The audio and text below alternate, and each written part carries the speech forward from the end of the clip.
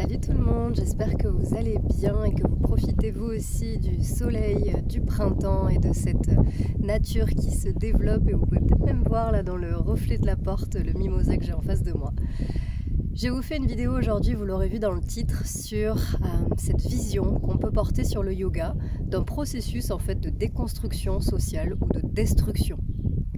Et c'est peut-être pas la première idée qu'on peut se faire quand on pense au yoga. Peut-être on pense à souplesse, à lâcher prise, à calmer le système nerveux, à prendre soin de soi, voilà, tout ce qui peut venir. Et ça fait partie aussi du processus du yoga.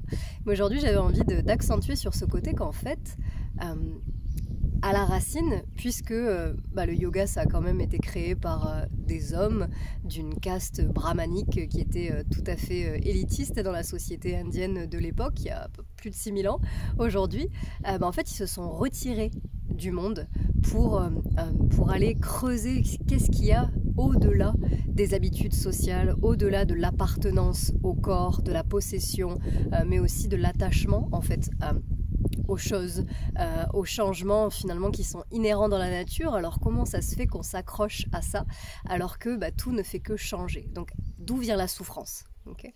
D'où vient la souffrance? Qu'est-ce que c'est? Et puis comment je reviens à cette vérité dont nous parle le yoga, à cette vérité essentielle qui est la complétude, l'universalité, le fait que tout, que ce soit la matière, les humains, les humaines, les non-humains, non-humaines, la nature, entre guillemets, les plantes, les animaux, mais aussi l'industrie, enfin absolument tout, le cosmos serait la même chose, serait un.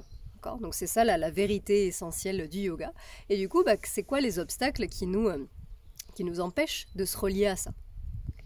Et à partir de là, on peut voir que si je pratique du yoga par des postures, ça peut être, tiens, je m'attache à mettre mon genou exactement là où tout le monde le met. Tiens, je m'attache à avoir le poids ou l'allure physique que j'ai l'impression que tout le monde a ou fait dans la pièce dans laquelle je suis. Tiens, je m'attache à avoir un tel nombre de followers parce que j'ai l'impression que c'est ça, être une bonne prof de yoga en 2024, c'est d'avoir 10K ou je sais pas combien encore. Finalement, c'est quoi qui remonte à la surface quand je m'installe dans ce yoga, dans le sens où, quelle que soit la position du corps ou le mouvement que je suis en train de pratiquer, du moment où je prends le temps en fait de témoigner, de prendre conscience des pensées qui circulent, peut-être des émotions qui se bousculent, de ressentis corporels, de douleur peut-être, de plaisir, peu importe ce que c'est qui est là, de son, c'est quoi mon expérience de tout de suite maintenant là, en fait tout ce matériau, ça m'informe sur de quoi j'ai conscience, qu'est-ce qui me fait souffrir, mais aussi en fait, comment est-ce que je peux lâcher ce truc d'un poids ou d'un body yoga body, là, il faut que ça ressemble au pilates en fait, il faut que ça ressemble à du fitness, ou d'un alignement parfait, ou alors d'avoir telle quantité d'argent sur son compte pour pouvoir aller faire des cours de yoga, parce que c'est souvent pas donné, d'accord.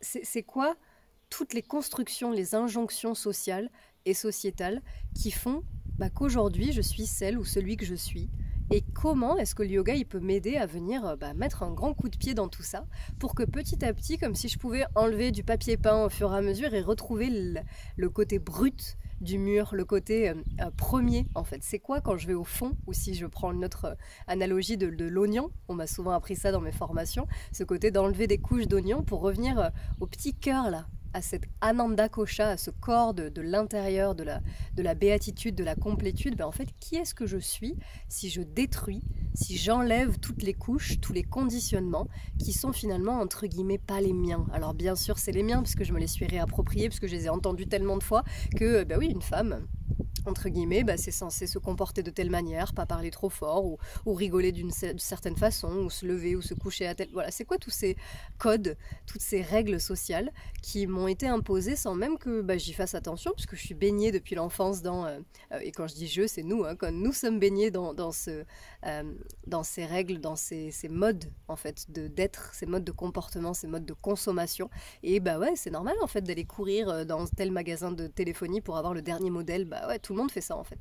Donc bien sûr, il y a des périodes de vie, je pense à l'adolescence notamment, où on peut, et le on, hein, bon, si tu t'identifies tant mieux, sinon c'est ok, mais il peut y avoir une tendance en tout cas à essayer d'absolument faire partie du groupe, quitte à fumer des cigarettes ou quitte à aller en soirée alors qu'en fait on préférait rentrer à la maison pour réviser parce que nous on a vraiment envie d'avoir des bonnes notes, mais ça se fait pas d'être un nerd ou d'être un binoclard. Donc voilà, c'est quoi tous ces tags là, ces étiquettes et ces modes de fonctionnement qu'on nous a demandé de suivre, ou en fait qui nous ont été transmis même de manière inconsciente hein, par les autres aussi, et qui perpétuent les règles sur lesquelles la société se base et se construit. Et justement, comment est-ce qu'on peut casser ça pour déjà les questionner, pour en prendre conscience, et puis pour se dire, mais en fait, est-ce que ça, j'ai envie de continuer à contribuer à ça? Est-ce que c'est un mode de fonctionnement qui me plaît ou pas? Et si c'est le cas, comment je fais pour utiliser les outils du yoga pour apaiser mon système nerveux et aller à contre-courant avec le plus de stabilité, de douceur possible, okay? Parce que c'est pas facile non plus hein, de sortir du cadre, c'est pas facile d'être entre guillemets différente, d'avoir cette étiquette et de l'assumer, d'accord? Donc du coup, comment je fais pour prendre soin de moi tout en déconstruisant tout ce qui ne me convient pas? C'est l'invitation de la semaine et tu verras comment ça atterrit pour toi si on associe yoga à destruction ou déconditionnement. N'hésite pas à me le mettre en commentaire, je serai toujours curieuse de voir vos retours et puis à très bientôt pour la prochaine vidéo.